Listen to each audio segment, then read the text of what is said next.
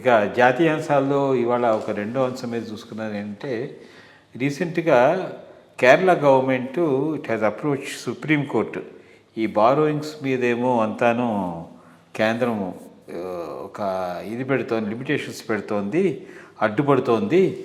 ఏ రాష్ట్రం బారోయింగ్స్ వాళ్ళు తెచ్చుకోవడానికి స్వేచ్ఛని ఇవ్వాలి అని చెప్పేసేసి అప్పీల్ చేస్తే మరి సుప్రీంకోర్టు ఏమో దాన్నేమో ఒక కాన్స్టిట్యూషనల్ బెంచ్కి రిఫర్ చేస్తే వాళ్ళు ఏమన్నారంటే అసలు ఇక్కడ కేరళలోనే కంప్లీట్గా మిస్మేనేజ్మెంట్ అయ్యింది, అది ఏమిటి దీని రిపర్కషన్స్ అసలు ఇట్లా చేయొచ్చా? ఎందుకంటే మనం కేరళయే కాదు ఎక్కడ ఏ రీజియనల్ పార్టీ వచ్చి చూసినా మనం చూస్తుంటే వాళ్ళు అడ్డగోలుగా మీరు ఇందాక చెప్పినట్టు తాయిలాలు ఇచ్చుకుంటూ ప్రజల్ని మభ్య పెడుతూ వాళ్ళు పవర్లో ఉండడం కోసం అని చెప్పేసి అంటే ఇండైరెక్ట్గా ఓట్లు వాళ్ళు ప్రభుత్వ ఖజానా నుంచి కొనుక్కున్నట్టు అయిపోతుంది.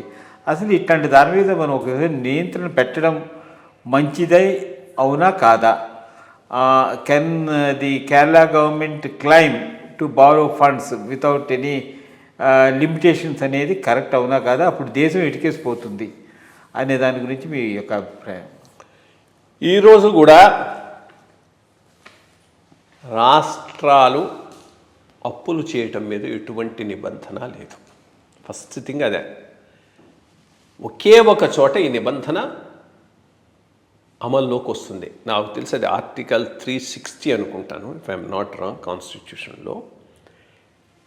ఆల్రెడీ కేంద్ర ప్రభుత్వం నుంచి రాష్ట్రం అప్పు తీసుకొని ఆ అప్పు మిగులు ఉంటే అటువంటి అప్పుడు ఇంకోతడం అప్పు చేయాలంటే మాత్రం కేంద్ర ప్రభుత్వం నుంచి పర్మిషన్ తీసుకోవాలి.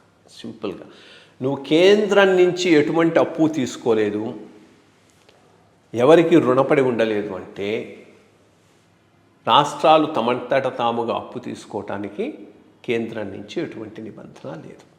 సో ఈరోజు నిబంధన అంతా ఎక్కడ వస్తున్నది? నువ్వు ఆల్రెడీ కేంద్రం నుంచి అప్పు తీసుకున్నావు, అప్పు ఒకటి ఎగ్జిస్టెన్స్లో ఉన్నది, మళ్ళీ ఇంకో అప్పు తీసుకుంటానంటే మాత్రం ఆ 360 కింద కేంద్ర ప్రభుత్వం యొక్క పర్మిషన్ లేనిది బారో చేయడానికి వీల్లేదు. ఇది రాజ్యాంగపరమైనటువంటి విధానం.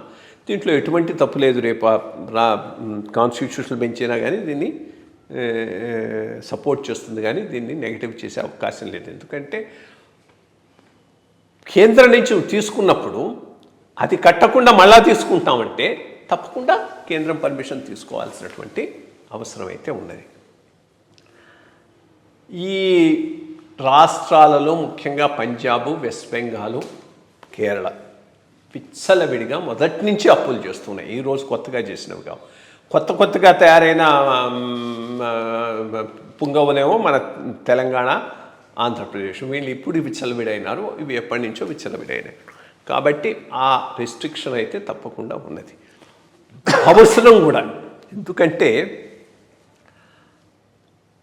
అభివృద్ధి, సంక్షేమం సమతుల్యంగా పోవాలి. అప్పు అనేటటువంటిది సస్టైనబుల్గా ఉండాలి, తీర్చే పరిస్థితి ఉండాలి. ఇప్పుడు అప్పు తీసుకుంటే తీర్చగలిగిన నాడే తీసుకోవాలి, కానీ తీర్చడానికి వీల్లేనప్పుడు తీసుకుంటే దానివల్ల అందుకనే కొన్ని కండిషన్స్ కొంత దీని మీద కంట్రోల్ పెట్టడం జరిగింది. దీని మీద ఎకానమిస్టులు చాలామంది వర్కౌట్ చేస్తూ ఉన్నారు. మొత్తం దేశం, రాష్ట్రాలకు ఉండేటటువంటి స్థూల ఆర్థిక సంపదలో ఎంత శాతం అప్పుల కింద ఉండొచ్చు, 20-30%, 40% అనేది ఉంది. కొన్ని రాష్ట్రాలు 50-60% వెళ్ళిపోయినాయి. రెండోది, ఒక సంవత్సరంలో వచ్చేటటువంటి స్థూల ఆదాయంలో ఎంత శాతం ఉండాలి? 3%, 4%. అంతకు మించిందంటే దాన్ని సస్టైన్ చేయటం. బేసికలీ అప్పు తీసుకోవటం తప్పు కాదు, అప్పును తీర్చగలిగేటటువంటి పరిస్థితి ఉన్నదా, సస్టైనబుల్ డెట్టా కాదా అనేటటువంటిది మోస్ట్ ఇంపార్టెంట్ థింగ్. ఆ దృష్టితో చూస్తే కేరళ డిమాండ్ రీజనబుల్గా లేదు. ఇక దీంతోపాటు ఇంకా సరే తెలుగు రాష్ట్రాలైతే మరీ ఆంధ్రప్రదేశ్ ఆ విచ్చలవిడితనాన్ని ఇంకో లెవెల్కి తీసుకుపోయినాడు. ఎట్లా? మామూలుగా రిజర్వ్ బ్యాంకు ద్వారా నువ్వు అప్పు తీసుకోవాలంటే కేంద్రం పర్మిషన్ కావాలి, ఎందుకంటే అంతకుముందు తీసుకున్న అప్పు తీర్చలేదు కాబట్టి. సో అందుకని ఈ కార్పొరేషన్స్ ద్వారా వీటి ద్వారా తీసుకోవటం మొదలెట్టారు. ఆ కార్పొరేషన్స్ ద్వారా తీసుకునేవి కూడా దీని కిందికి తీసుకొచ్చినప్పుడు ఇది మరీ విచిత్రం. భవిష్యత్తులో ఎక్సైజ్ మీద నాకు వచ్చేటటువంటి ఆదాయాన్ని ఈరోజే తాకట్టు పెట్టి లోన్ తీసుకుంటున్నారు.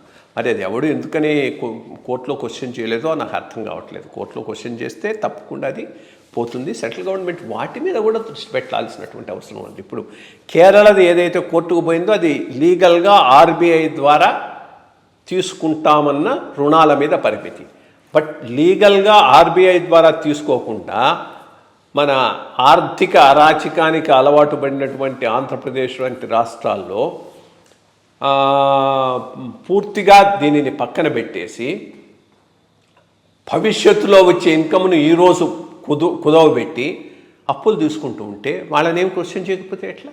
సో దీని మీద ఒక broader policy I think 2024 elections అయిన తర్వాత తప్పకుండా కేంద్ర ప్రభుత్వం తెస్తుందని నేను అనుకుంటున్నాను.